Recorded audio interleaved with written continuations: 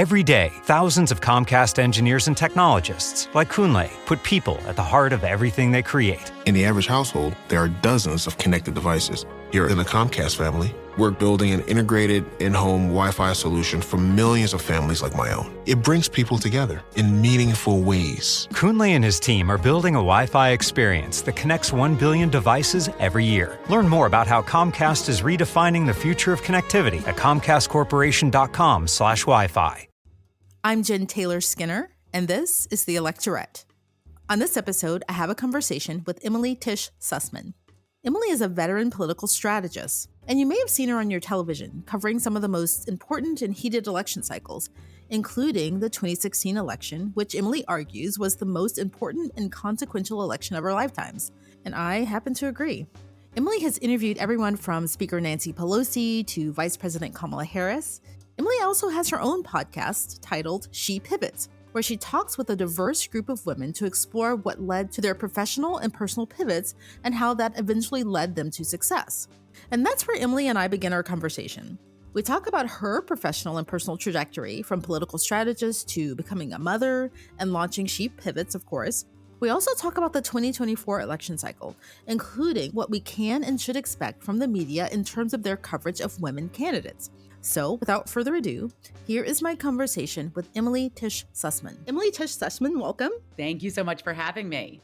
I would love to start off by talking about your professional trajectory, if you don't mind, because I read an essay that you wrote about how you moved from politics, or you're still in politics, but you started a podcast. And if I'm not mistaken, you were pregnant while working on the 2016 campaign with Hillary Clinton. When I was pregnant, my second shift was napping. Right? I just want to know what that time was like for you and how you pivoted. Well, my pregnancy actually kept me from working on her campaign directly. I had thought that I would work on her campaign. That had been my dream. I was working for the largest progressive think tank in Washington, the Center for American Progress.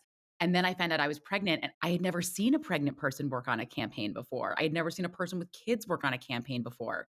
And I did not think it was possible. So I kind of resigned myself to staying in my job, which, by the way, was a good job. Like, it wasn't a good job, but it wasn't working the presidential. And even if I had wanted to get on the campaign pregnant, my second shift was napping. Like, I was so brain dead and so tired. I had that mountain of heels under my desk that, like, every person who's working in an office has, like that mountain of heels. I would nap on top of it every day because I couldn't even keep my eyes open. I was a mess when I was pregnant. So I stayed at the think tank. I had the baby. I went to the convention, saw her take the nomination in Philadelphia in August. And then 5 days later, I was on CNN. And then that night went into labor with my first baby. So I was on maternity leave for the entire fall of 2016, which meant that I could be on TV all the time. Because I wasn't encumbered by my day-to-day from the office. So I was on air as a surrogate for her campaign, just talking about the election and trying to prepare for, the Clinton presidency, obviously. My first day back from maternity leave back in the office was the Monday after the election, and everybody was crying, was not in the office, didn't know what their job was supposed to be. But I came in with a really clear head because I had that back at work, it wasn't just focus. It was I had to prove it. I had to prove myself. I had to prove that I was the same worker that I was before I had gone on maternity leave. So I was super charged up. I hadn't been in the weeds in the day-to-day because I'd been out of the office on maternity leave. And then I basically got pregnant immediately again. It was 8 months old. So my second maternity leave was about 15 months into the Trump presidency. And while I was on maternity leave, I was like, oh my God, what am I killing myself in this job for? I thought that we were actually rebut the impact of the Trump presidency, and I'm not sure we're making a difference. I'm so sick. I'm killing myself in this job. I can't keep up my job. I can't keep up. I barely ever see my kids, which I wasn't actually that upset about because I wasn't really into babies. I couldn't be in my job the way that I knew I needed to show up. So I didn't go back at the end of my second maternity leave, which killed me because this was my dream job to work at the think tank, except for, of course, the presidential campaign, which I didn't get to do. But so I just started doing some independent political consulting. I started a political podcast, helping people to decipher through the 2020 presidential election, which candidate they would want to support in the primary. Got to that election, was quarantined with COVID for the last 2 weeks of the election. Now I've had a third kid by this time, by the way. So now I have 3 kids under 4. That was a great time too. But then, going into the Biden presidency, people were kind of less interested in politics. I was kind of less interested in like the nitty gritty. Like I was so in the weeds when I was really in it and when I lived in Washington.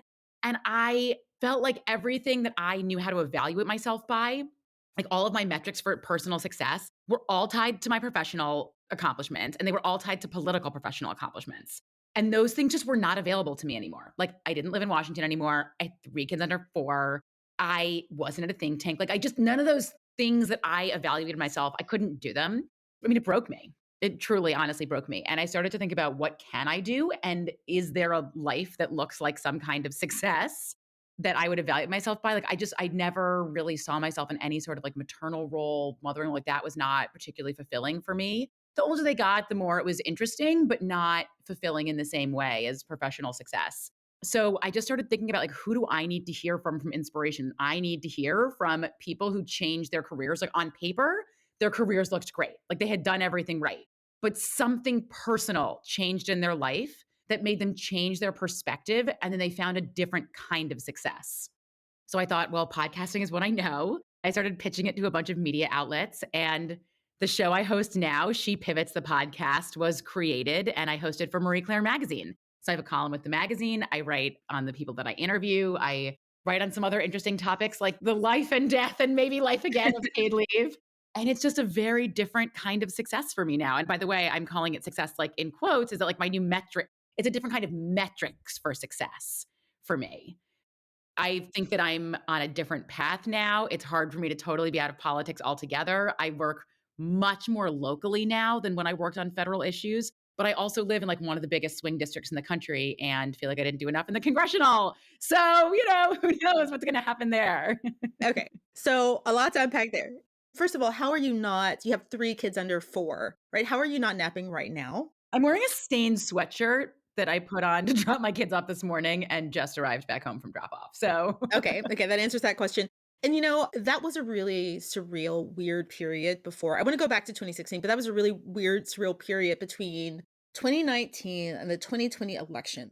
I hear you when you say like, a lot of people didn't really want to talk about politics, right? And for me, I felt like we were all just exhausted. We were just I was exhausted, right? Especially for people like us who are kind of in the thick of the meaty political debate all the time and there's a pandemic and you have children and there's this person trumpeting nonsense, from the White House all the time. And then I live on the West Coast. So we had these wildfires, right? And there was the pandemic. It was just so much.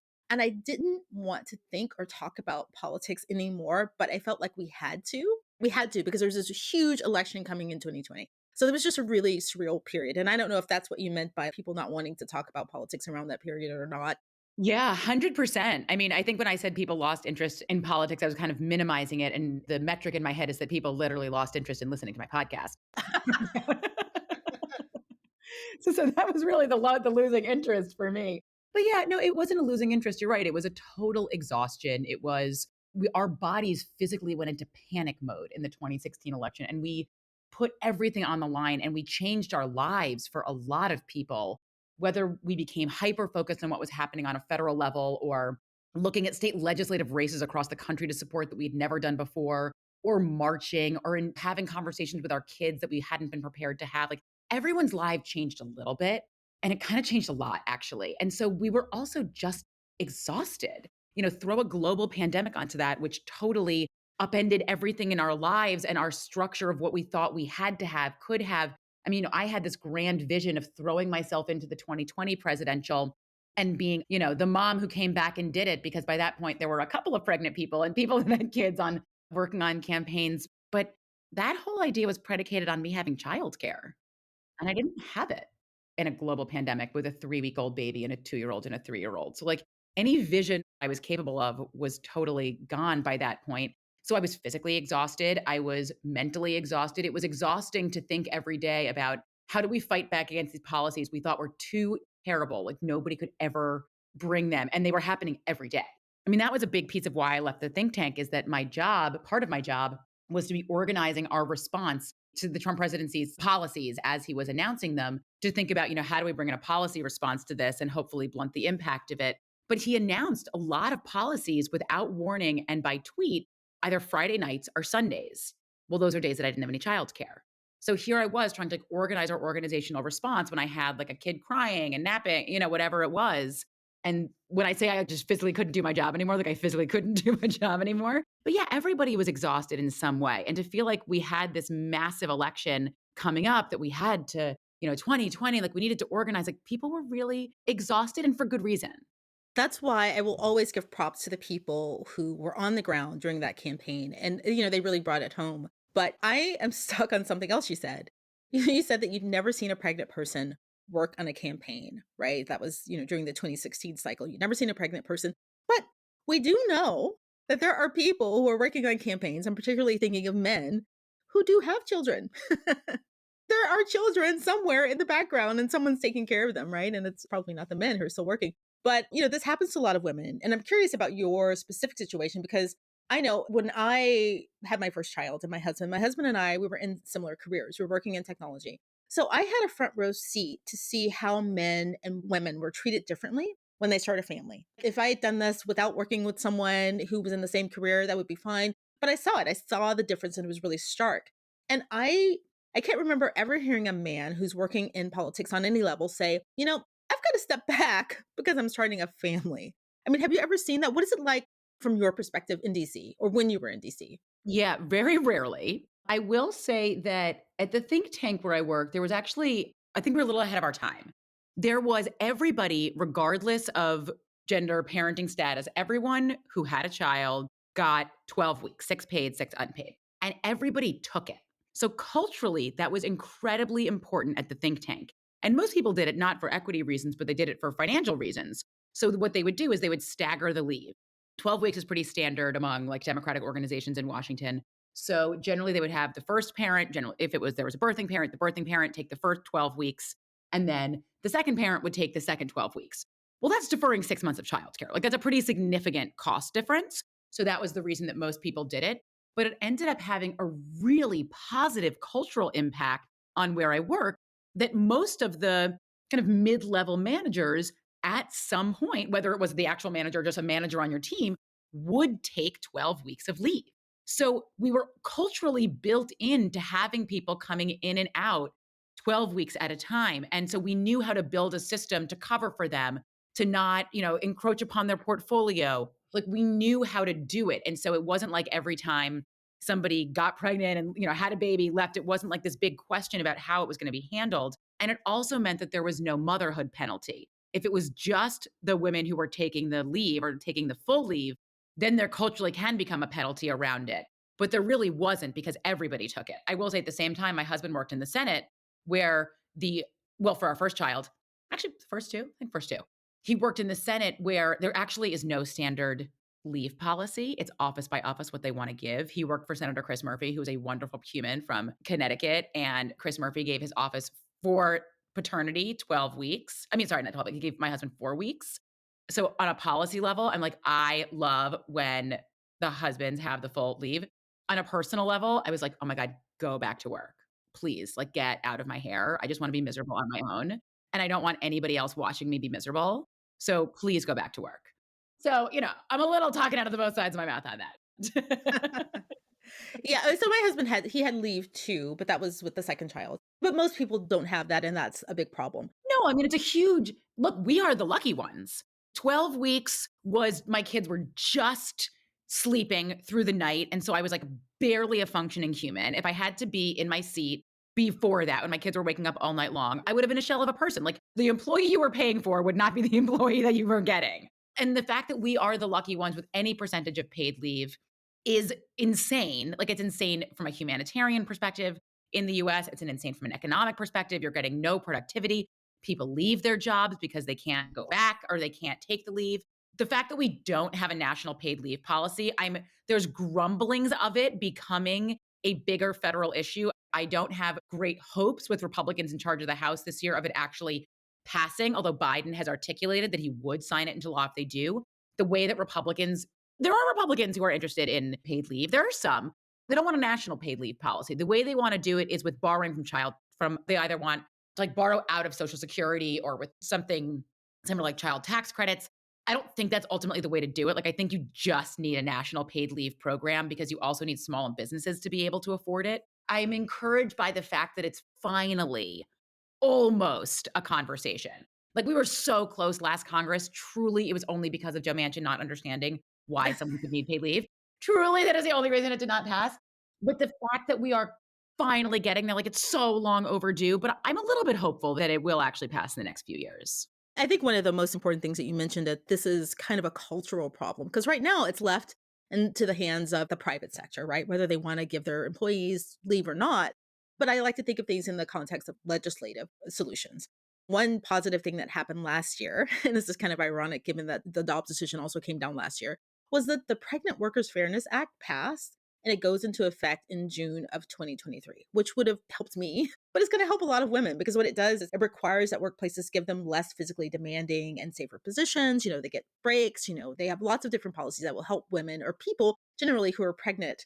And like I said, that goes into effect in June of 2023. And I just wanted to know what you think about that. What kind of positive effects do you think that that would have on women broadly in the workplace? Look, I'm thrilled that we're legislating for women. Like, I'm thrilled that we're legislating for women at all. I'm thrilled that we're legislating for pregnant women. I'm thrilled that we're acknowledging that this is a major physical tax. I think that for, kind of the generation above ours, like, the ethos was don't acknowledge that anything happens to you when you have kids. Like, don't acknowledge because you want to be seen as like a worker, like a hard worker, like, don't acknowledge that you're changed. I think for our generation, it's different. I think that we are acknowledging that, like, things happen to us physically, things happen to us emotionally, things happen to us hormonally. And we can't operate in a system that isn't set up for us. So the Pregnant Workers Fairness Act moves the ball forward a little bit. It does it not everything. It's not perfect, but that's how federal government moves, right? Like, it moves in building blocks, it moves step by step. And you have to build.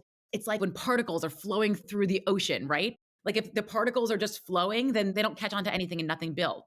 But if the coral reef is there, like that one little piece, then things can start to build on top of it. So we'll consider this like the little initial piece of coral.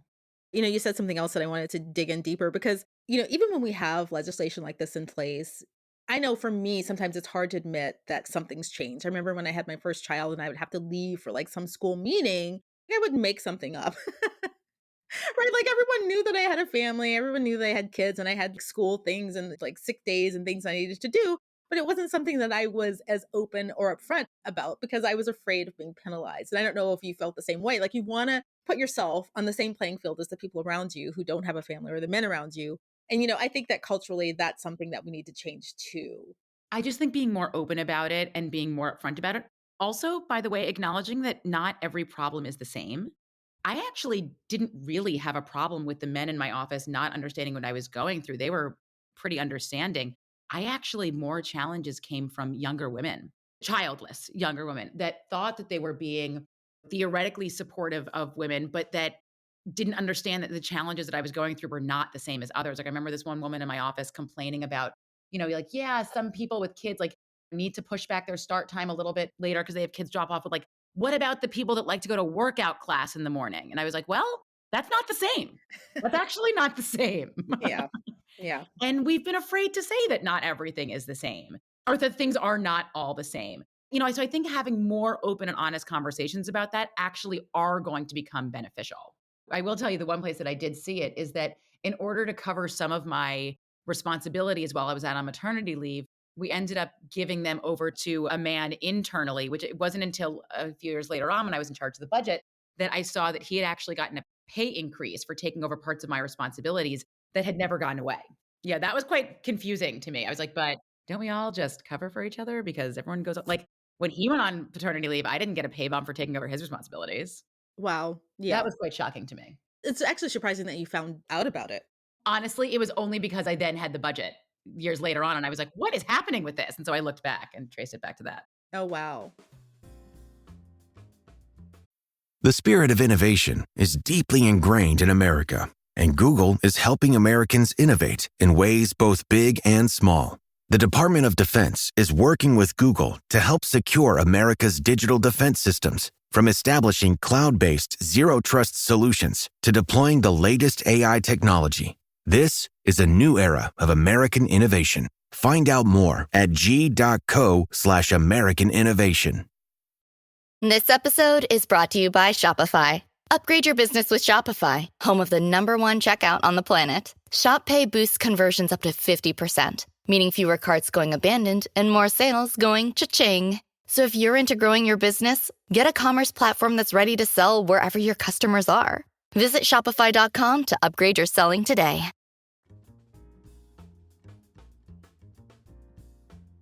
So I want to go back a bit to how we started this conversation, because I think a lot of people, especially a lot of women, they do make these professional and personal pivots, and it's really hard. And I think that sometimes we are our own harshest critics in that respect. We have trouble accepting the newer versions of ourselves, especially when we're shifting away from, possibly lifelong visions of our careers or ourselves. So can you talk a bit more about that shift for you? I've spent my life, my career thinking at the way that I was going to make an impact in the world was through changing laws. Like they just felt so huge. It felt so important that it felt like I could sacrifice for this greater goal of changing laws that would help people's lives. And I did it for a lot of years. Now that that's not accessible to me, it's hard to swallow. It's hard to think about. But I also am thinking more about how I can have an impact in different ways. Part of that is culture change, part of that is changing locally. It's always a pull and push for me. Like I'm always going back and forth. Like I'm never going to find a balance. I'm never going to have it all. But thinking about what am I okay with giving up today in search of a different goal? Or maybe it's a personal, like I'm just trying to have like a small win every day. And sometimes it's for me personally, and sometimes it's for my kids, and sometimes it's for my work, and sometimes for my community. But like it's never going to be a balance. And just thinking about what am I okay with giving up for something else? But the thing about our lives as parents, right, is that it's never just kind of one straight path. 5 years from now, your life will probably look completely different. Maybe you'll go back. I don't know. Have you thought about that? I have. The beginning of the Biden administration was really hard for me because everyone I worked with was going into the administration. And I was like, wow, I've always wanted to work in the White House. I've never gotten that opportunity to. If I was still in Washington, what kind of job would I be doing? My husband and I talked about it. It was not the moment for us to move back to Washington and to be in contention and to be back in the mix. Like it's just really clear that this moment is not that moment.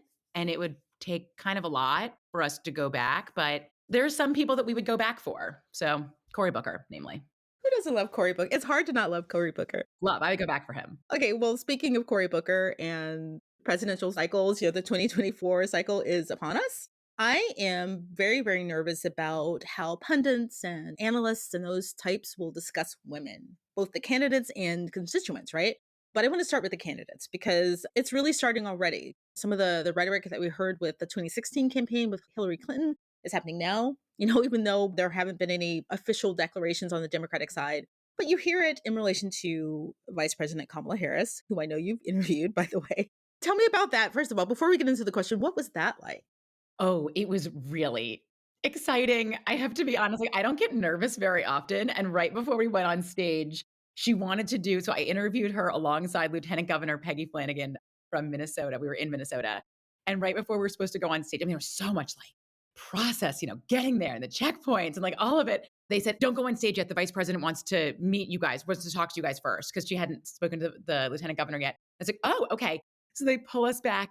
God, wait, I don't think I should say her name. Okay. But she got really nervous. The other person that I was in the room with got really nervous and it kind of clammed up and it made me really nervous because I was like, wait a second. I'm standing here in a group with like this important person, the vice president of the United States, and I'm just like a podcast host. Like, she seems nervous. I'm supposed to be nervous, right? And then I got nervous, but once we got on stage, she was so great and flowing, and we had a great vibe. And quite frankly, a couple of memes came out of that conversation, which I was thrilled about. The vice president talking about Venn diagrams, talking about what she does to like her workout routine. So, what more can you want in this day and age? Was that the Venn diagram conversation? Like, I didn't know where that came from. Yeah, that was my question to her. I didn't know that. Wow, fascinating. During the summer, she had done a stop near me. And so I brought my 3 kids thinking like, this is my moment, like merge my like mommy life, like meet the vice president and all these staffers that I know.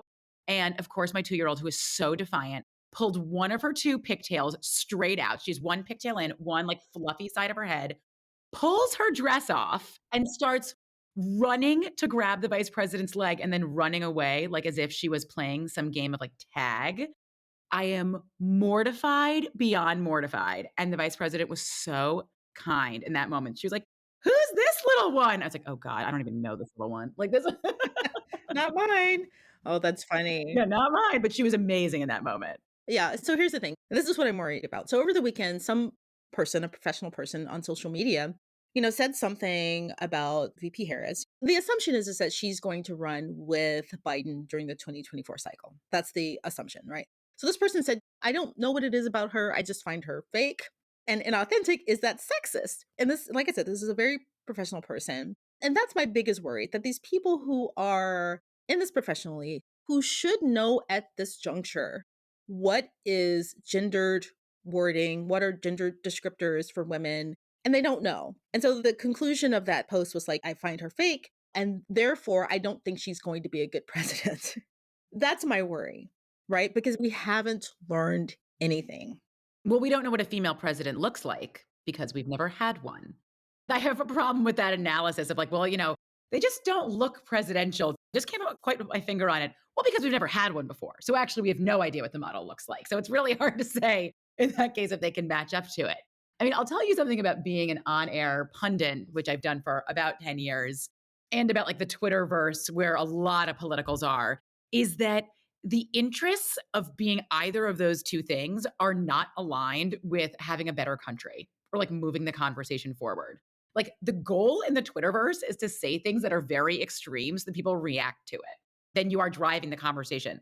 And a lot of reporters get a lot of their ideas or take their pulse on an issue from what they see on Twitter because it's easy. That concerns me a lot because that is not representative of the population. And I actually think the Democratic circles have had their finger off the pulse for the last couple of cycles for the most part because their staff spends too much time on Twitter. From the political pundit perspective, like especially on air on cable news, is that you always have to have something new to say. Like no one's going to book you to go on TV just to say, "Oh, it seems kind of fine. I don't know, let's just go with the flow." Like no one's going to book you to say that. Yeah. So if the candidate is the same, if the running mate is the same, there's nothing new to say. So pundits are always looking for something new to say and a new angle to say. And if they can say something that's is sort of similar to Twitter, like a little bit controversial, like get the other people on air to respond to it, then they've made for a good segment. And so they will keep finding these things to talk about. I mean, there has not been a conversation about will the vice president run with the sitting president as far as I can remember. Like nobody was asking, oh, is Pence not going to run with him? I mean, maybe because they were like all going to jail or something. But like nobody said like, oh, is Biden going to run with Obama? I'm not really sure if he's going to run with him again. Like, why not? Like it wasn't in the conversation. It's just that we have so much more news coverage now, honestly, that people need something to talk about. And if you're not going to speculate if the president's running or not, then you might as well speculate about the vice president. It's like just a way to be in the conversation. But it definitely does not help the country in any way. No, you're absolutely right. And I did notice that. I have noticed that watching the cycles. They just kind of need to fill the airtime, right? And they just kind of say sometimes any old thing, right? Just to, get a reaction. But my second concern is that how we talk about women, right? The constituency, because I remember 2022, the conversation, leading up to the midterms was like, women don't care about abortion. They care about economic issues like the price of eggs, which is problematic on so many levels, right? I would like for pundits to talk about the fact that regardless of the price of eggs, women aren't getting paid as much as men still, right? And they're losing jobs at a higher rate. I think, this whole spate of tech layoffs, I read a report that said something like 65% of those were women who were laid off. So anyway, so I would like to hear them talk about women in a more progressive way as constituents. And I'm not sure, I feel kind of powerless in that sense. Well, I think doing what you're doing, setting this ground for the conversation, we all do what we can do. Like you have a platform here, right? Like we're doing it. We're doing it by having the conversation. So I give you credit for that, for continuing to bring that conversation about, because it'll give people more of a pause when they think about it. To think that how and when you start your family is not an economic issue is so divorced from reality. And so just not like it's such an old school like X and Y graph way of thinking about economics. Like it's just so not grounded in reality. So yes, of course, women are concerned about economics and they're concerned about whether or not they can feed their kids they already have. We know that more than half of women who have abortions are already mothers. We know these things. And like, yes, it does continue to be an economic issue. And by the way, the people who work in abortion rights will tell you what I just said is not the winning argument. They will tell you that you should talk about humanity and you should talk about the bodily autonomy because that is what sways people. But I also think that when we're talking about the economics, we actually have to talk about how and when you start your family and the ability to make those decisions and your medical costs as part of that economic calculation that women are going to be making more than men are going to be making. Like that is real. And so it should be part of the conversation about the economy and how women are beginning to think about it. But also, if they can't keep their jobs because their kids are in and out because they're sick all the time and they can't get childcare, that is also an economic issue. That is a productivity issue. That is a sense of self issue. The fact that we have had this silo of what we consider like family economy issues, whether it's paid leave or a Pregnant Workers Act or covering what is part of the Affordable Care Act now, like well visits and not being able to discriminate against women in health plans because those are, by the way, were fixed because of the Affordable Care Act.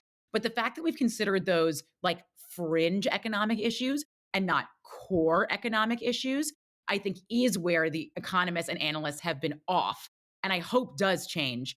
I think a lot of the tone has to be set a lot by the leaders. That comes from the leaders of the presidential parties who are going to be running because a lot of the news coverage will drive from them and the way they frame the conversations and the way they frame the issues. Most of the reasons that presidential candidates, any candidate at any level, puts out a policy platform is not because they think that they're going to enact every single thing that they do. It's because they're indicating to voters where they have values. If you have a plan for it, you value it. If you don't have a plan for it, you don't value it. So I think that can drive a lot of the conversation. Absolutely. So speaking of the 2024 cycle, what are you most hopeful about and what worries you the most?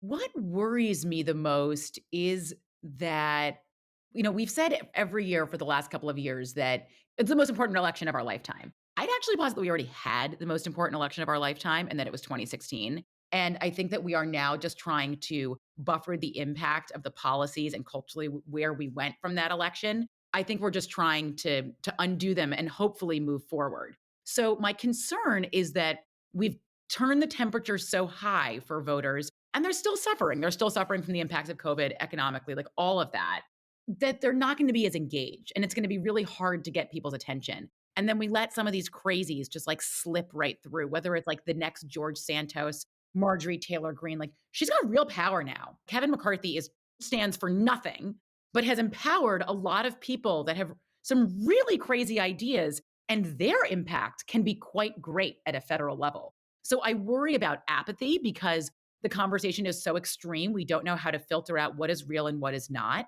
and that we just tune out a little bit because it's so much. So that I think continues to be the biggest thing that worries me. What makes me hopeful is that I think that we're going to see continued really good examples of women and younger women and moms who said, I'm taking this community into my own hands. They ran for the school board. They ran for the water superintendent. They're running for Congress. Like they're not waiting. Generally, women didn't run for office until it was their second career. Like they kind of waited till their kids were out of their house to run. We're not seeing that anymore. Now we're seeing women saying, I'm dealing with these impacts every single day. I should be in the conversation. I should be in the middle of the room. And so I'm going to run. And that makes me hopeful. Well, Emily Tisch Sussman, thank you so much for joining me today. It's been a true pleasure to talk to you, truly. Great. Thank you so much. It's been great to talk to you.